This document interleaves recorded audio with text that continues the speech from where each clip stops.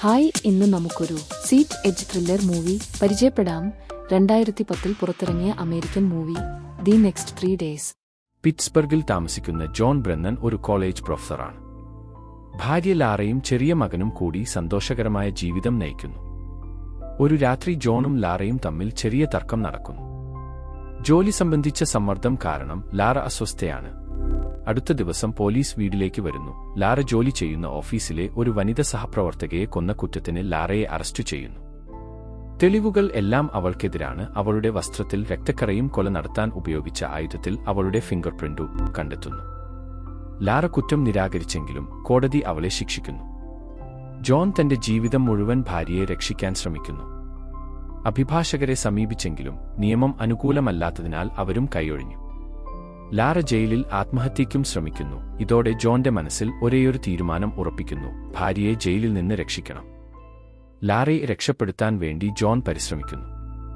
ജയിലിൽ നിന്ന് രക്ഷപ്പെട്ട തടവുകാരെക്കുറിച്ചുള്ള പുസ്തകങ്ങളും വിവരങ്ങളും ശേഖരിക്കുന്നു. ഡാമൻ പെന്നിംഗ്ടൺ എന്ന ഒരിക്കൽ ജയിലിൽ നിന്ന് രക്ഷപ്പെട്ടയാളെ കാണുന്നു. അവൻ പറയുന്നു, ഒരിക്കൽ പ്ലാൻ ആരംഭിച്ചാൽ പിന്നോട്ടില്ല, നിനക്ക് ജീവിതകാലം മുഴുവൻ പോലീസിൽ നിന്ന് ഓടി രക്ഷപ്പെടേണ്ടി വരും. ജോൺ പാസ്പോർട്ട്, രേഖകൾ, കള്ളപ്പണം എന്നിവ ഒരുക്കുന്നു.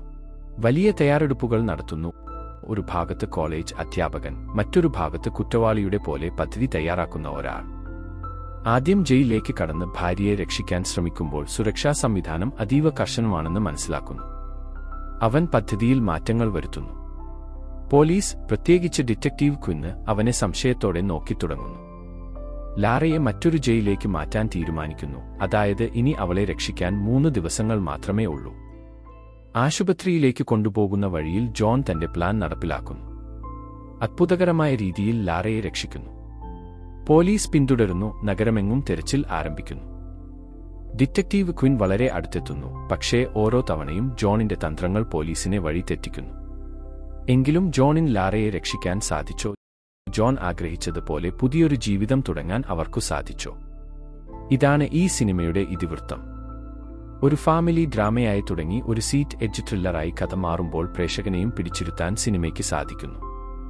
നായകനായ ജോണിന്റെ വേഷം ചെയ്തിരിക്കുന്നത് ഗ്ലാഡിയേറ്റർ മൂവിയിലൂടെ ഒക്കെ പ്രശസ്തനായ റസൽ ക്രോ ആണ്. എലിസബത്ത് ബാങ്ക്സ് ആണ് നായികാവേഷം കൈകാര്യം ചെയ്തിരിക്കുന്നത്. ആക്ഷൻ സിനിമ പ്രേമികളുടെ ഇഷ്ടതാരം ലിയാം നീസൺ അതിഥി വേഷത്തിൽ ഈ സിനിമയിൽ എത്തുന്നു. ഹഗ്ഗിസിന്റെ സംവിധാന മികവ് പോലെ തന്നെ സ്റ്റീഫൻ ഫൊണ്ടൈന്റെ ക്യാമറയും ഡാനി എൽഫ്മാന്റെ സംഗീതവും എടുത്തുപറയണം. ഒപ്പം ജോ ഫ്രാൻസിസിന്റെ എഡിറ്റിംഗും. ഈ ചിത്രത്തിന്റെ മലയാളം സബ്ടൈറ്റിൽ എംസോണിൽ ലഭ്യമാണ്. ഇത് കുടുംബസ്നേഹത്തിന്റെയും ഒരു ഭർത്താവിന്റെ ധൈര്യത്തിന്റെയും കഥയാണ്.